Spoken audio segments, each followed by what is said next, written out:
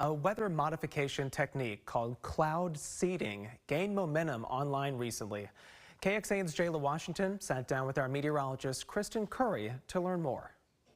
In the aftermath of the Independence Day floods, theories began swirling online of how weather modifications may have triggered the deadly floods. Well, we decided to go to our experts, the First Warning Weather Team, for answers, and meteorologist Kristen Currie joining me now.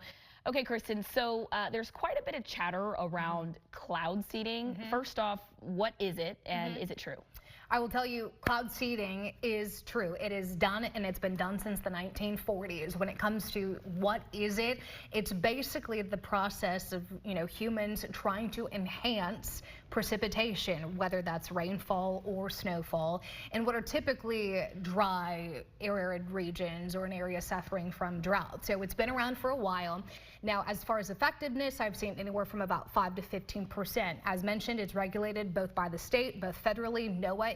Any sort of cloud seeding program has to be signed off by NOAA at least 10 days in advance. I think the chatter and some of the misinformation as far as causing these Independence Day floods go came from the fact that there was a cloud seeding operation being done 2 days prior, July 2nd, about 150 miles southeast of San Antonio. Now, when it comes to cloud seeding, this is a very short process that these nuclei would go into the clouds, they would rain, and then it's done.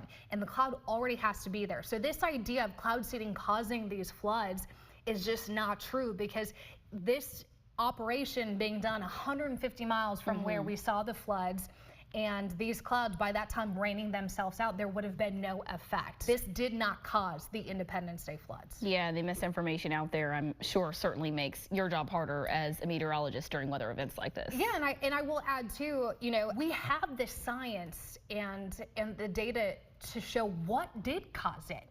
We're saying it's not cloud seeding. We know that by the physics it was not cloud seeding. We know what caused those floods. It was the fact that we had the remnants of Tropical Storm Barry. Okay, so weather manipulation was in the conversation after Hurricane Helene as well. So let's just put it simply for our viewers out there. Can humans cause or change the direction of hurricanes?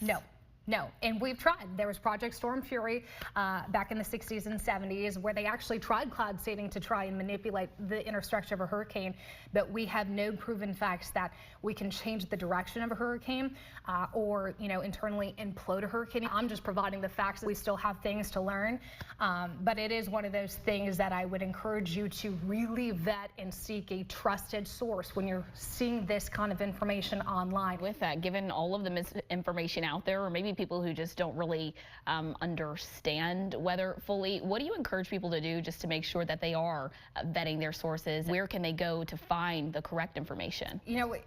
Not to puff our own chest, but KXAN Weather Team, we all went to school for science. This is something that I've been studying for 10 plus years. If it's not, KXAN, look for the National Weather Service accredited meteorologists, and these guys, have some of them been here in a long time here in Central Texas and know even more than I could ever know about how the weather works here. But making sure it's a credible and trusted source, and ask questions. That's what we're here for. Yeah, I know if I have a question, I'm going to KC. Yes, yeah. I got, and hopefully I got your answers, and if not, I'll do some research. All right, Kristen, thanks so much.